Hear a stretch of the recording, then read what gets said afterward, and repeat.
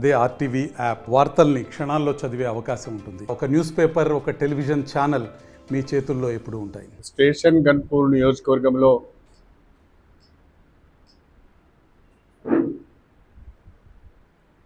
విద్యా వ్యవస్థ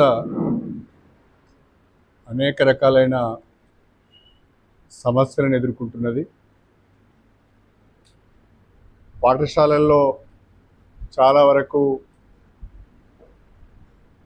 కనీస వసతులు లేక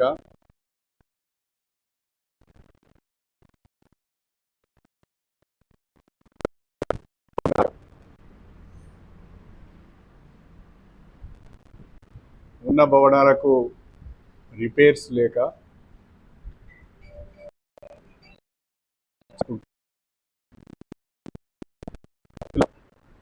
చాలా ఇబ్బందులు ఎదురవుతున్నారు. ప్రభుత్వ పాఠశాలల్లో రోజు రోజుకు అడ్మిషన్స్ తగ్గిపోతున్నాయి. కేజీబీవీలు, మోడల్ స్కూల్స్, గురుకుల పాఠశాలల్లో హాస్టల్ అకామిడేషన్ ఉండడం వలన, రెసిడెన్షియల్ ఫెసిలిటీ ఉండడం వలన కొంత మెరుగ్గా అడ్మిషన్లు ఉన్నా జిల్లా పరిషత్ పాఠశాలలో మాత్రము అడ్మిషన్స్ చాలా తగ్గిపోతున్నాయి. తల్లిదండ్రులకు ప్రభుత్వ విద్యా వ్యవస్థ పైన నమ్మకం కల్పించవలసిన అవసరం ఉన్నది. ప్రభుత్వ పాఠశాలల్లో, గురుకుల పాఠశాలల్లో, మోడల్ స్కూల్స్లలో, కేజీబీవీలలో విద్యార్థులకు అన్ని సదుపాయాలు అందుబాటులో ఉంటాయి. అన్ని సబ్జెక్టులకు సంబంధించిన ఉపాధ్యాయులు కూడా అందుబాటులో ఉంటారు. ప్రమాణాలు కూడా బాగుంటాయి అనే ఒక నమ్మకాన్ని కల్పించవలసిన అవసరం ఉన్నది.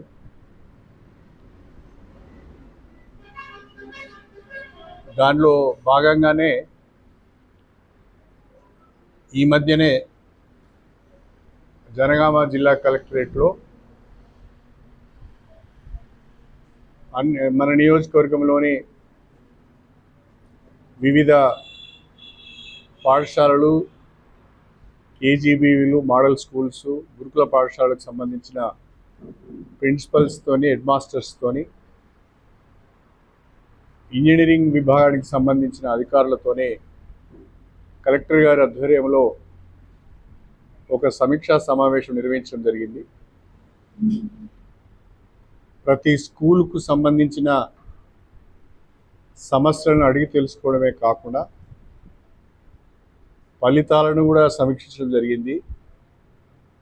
అడ్మిషన్స్ను కూడా, ఎన్రోల్మెంట్ను కూడా సమీక్ష చేయడం జరిగింది. దానిపైన ప్రభుత్వ పరంగా ఒకవైపు పాఠశాలల్లో వసతులను మెరుగుపరచడానికి ప్రయత్నం చేస్తూనే మరొక వైపు అడ్మిషన్స్కు పెంచుకోవడానికి ప్రయత్నం చేస్తూ ఫలితాలను కూడా పెంచుకోవాల్సిన అవసరం ఉంది అని చెప్పి ప్రధానోపాధ్యాయులందరికీ, ప్రిన్సిపాల్స్ అందరికీ కూడా ఆదేశించడం జరిగింది.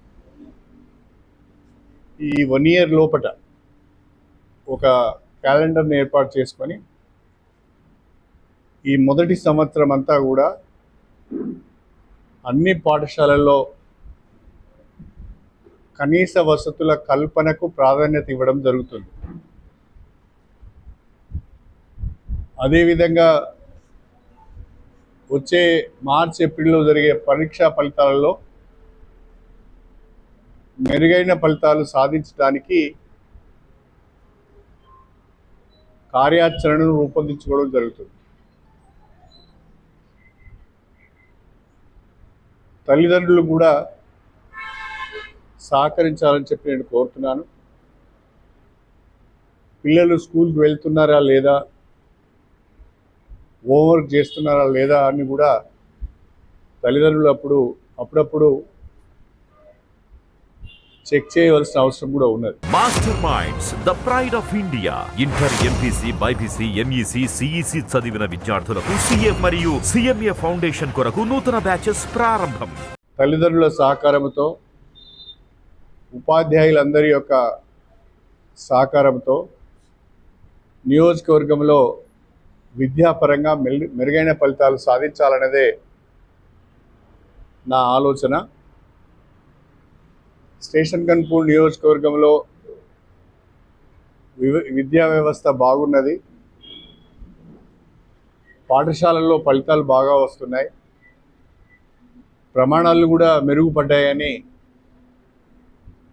ప్రతి ఒక్కరు చెప్పుకునే విధంగా మన పాఠశాలను మనము తీర్చిదిద్దుకోవాల్సిన అవసరం ఉన్నది. దాని కొరకు ఒక 1 ఇయర్కి సంబంధించిన క్యాలెండర్ తయారు చేసుకొని ఆ క్యాలెండర్ ప్రకారము పాఠశాలలను తనిఖీలు చేయడము, పాఠశాలల్లో మౌలిక వసతులు కల్పించడము,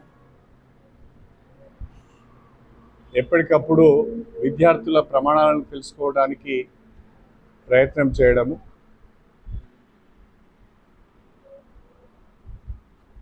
నియోజకవర్గంలో మంచి ఫలితాలు రాబట్టే విధంగా నా కృషి ఉంటుంది అని చెప్పి నేను ఈ సందర్భంగా తెలియజేస్తున్నాను.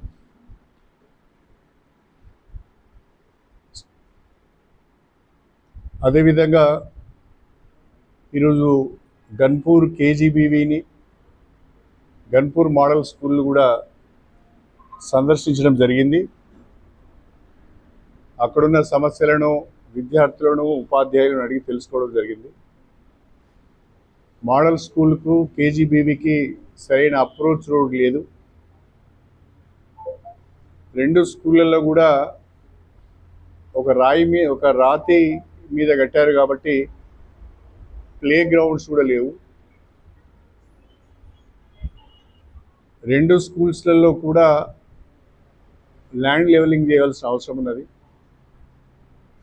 అప్రోచ్ రోడ్ వేయవలసిన అవసరం ఉన్నది. మోడల్ స్కూల్లో ఒక బ్లాక్ ఇన్కంప్లీట్గా ఉన్నది, దాన్ని పూర్తి చేయవలసిన అవసరం ఉన్నది. కేజీబీవీలో లోపట అంతా ల్యాండ్ లెవెలింగ్ చేయవలసిన అవసరం ఉన్నది. బయట కూడా గ్రౌండ్ కొరకు ల్యాండ్ లెవెలింగ్ చేయవలసిన అవసరం ఉన్నది. ఇవన్నీ కూడా ఎస్టిమేట్ చేయమని అధికారులకు సమీక్షా సమావేశంలోనే ఆదేశాలు ఇవ్వడం జరిగింది. ఆ ఎస్టిమేట్స్ రాగానే వాటన్నిటిని కూడా శాంక్షన్ చేయించుకొని పనులు చేపట్టడం జరుగుతుంది. అదే కాకుండా మన దగ్గర ఉన్న సోషల్ వెల్ఫేర్ గురుకుల పాఠశాల కానీ, ట్రైబల్ వెల్ఫేర్ గురుకుల పాఠశాల కానీ, ఇంకా నియోజకవర్గ వ్యాప్తంగా ఉన్న అన్ని గురుకుల పాఠశాలల్లో, అన్ని కేజీబీవీలు, అన్ని మోడల్ స్కూళ్ళు, జెడ్పీ స్కూళ్ళల్లో కూడా సమస్యలను తెలుసుకొని వాటిని పరిష్కరించే ప్రయత్నం తప్పకుండా చేయడం జరుగుతుంది అని చెప్పి ఈ సందర్భంగా తెలియజేస్తుంది. అదేవిధంగా స్టేషన్ గన్పూర్ నియోజకవర్గ కేంద్రంలో ఒక 100 బెడ్ హాస్పిటల్ తక్షణమే నిర్మాణం చేపట్టవలసిన అవసరం ఉన్నది. ఎన్నికలకు ముందు ఒక జీవో అయితే ఇచ్చారు, కానీ ఆ జీవోలో భవన నిర్మాణానికి సంబంధించిన శాంక్షన్ లేదు. ఏరియా హాస్పిటల్లో కావాల్సిన స్టాఫ్ యొక్క శాంక్షన్ కూడా దానిలో పొందుపరచలేదు. జీవో అయితే ఇచ్చారు కానీ ఆ జీవోలో స్టాఫ్ గురించి కానీ,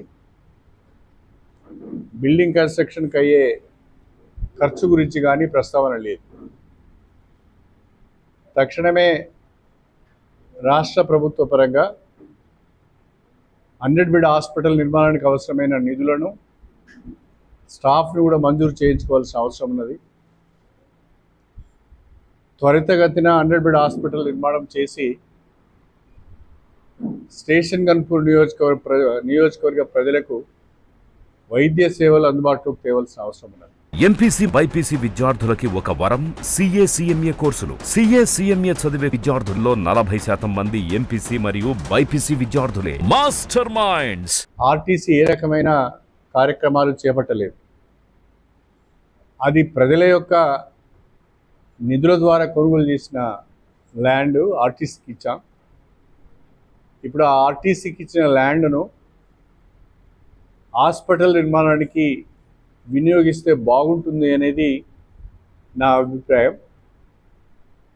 నేషనల్ హైవేకు దాదాపుగా ఆనుకొని ఉన్నది.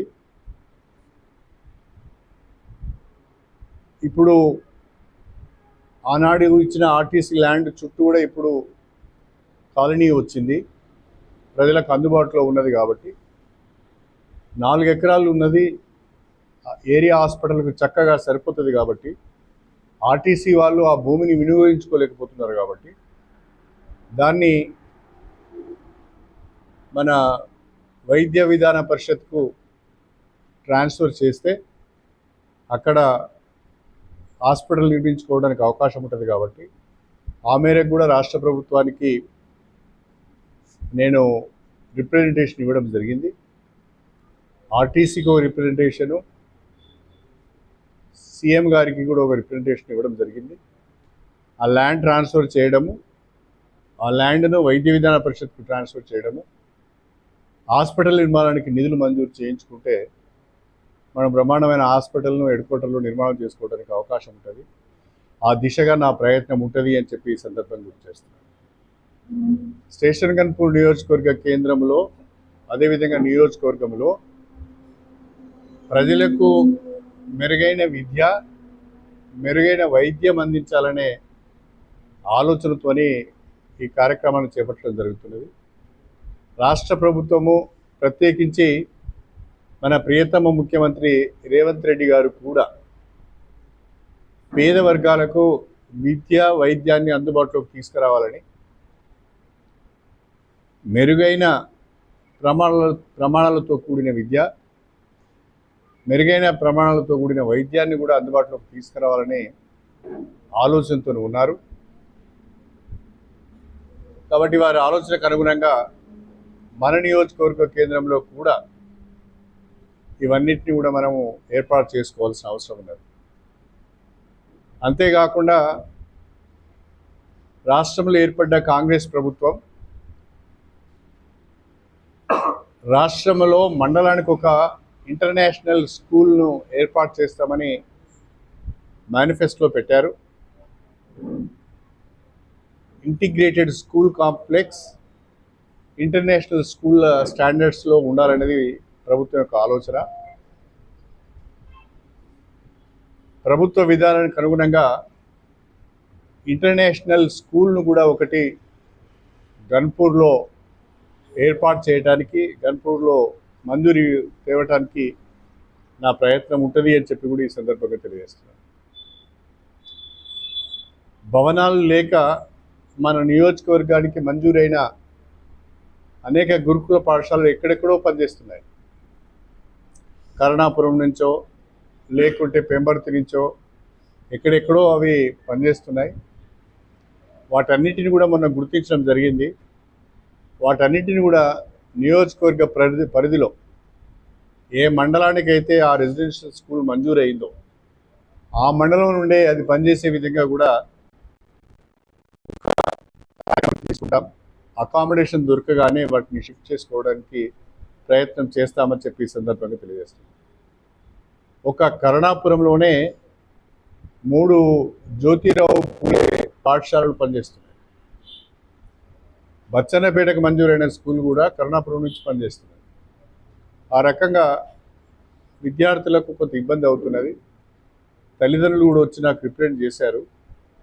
మా ఇక్కడి నుంచి రఘునాథపల్లిలో పనిచేయవలసిన స్కూలు, లేదా గన్పూర్లో పనిచేయవలసిన స్కూలు, బచ్చన్నపేటలో పనిచేయవలసిన స్కూల్ ఎక్కడో పనిచేస్తున్నాయి, మా పిల్లలకు ఇబ్బంది అవుతుందనే ప్రస్తావన తెచ్చారు. కాబట్టి వాటిని కూడా సరైన అకామిడేషన్ వెతికి పట్టుకొని వాటిని కూడా రెగ్యులర్గా ఆయా ఏ మండలాలకైతే అవి మంజూరు అయినాయో ఆయా మండలాలకు వాటిని బదిలీ చేసే కార్యక్రమాన్ని కూడా వీలైనంత త్వరగా, బహుశా నేను అన్నట్టుగా ఈ 3 నెలలు 6 నెలలు కాకపోవచ్చు, కనీసము నెక్స్ట్ అకాడమిక్ ఇయర్ నుంచి అయినా వాటిని రెగ్యులర్గా అవి శాంక్షన్ అయిన మండలాలకు కనుక వెళ్తే బాగుంటుంది. అక్కడ కూడా కొంత అభివృద్ధి జరిగినట్టుగా ఉంటుంది అని చెప్పి నేను ఈ సందర్భంగా తెలియజేస్తాను. మరిన్ని వీడియోస్ కోసం ఛానల్ ని సబ్స్క్రైబ్ చేయండి, లేటెస్ట్ అప్డేట్స్ కోసం వాట్సాప్ ఛానల్ ని ఫాలో చేయండి అండ్ లింక్ డిస్క్రిప్షన్ లో ఉంది.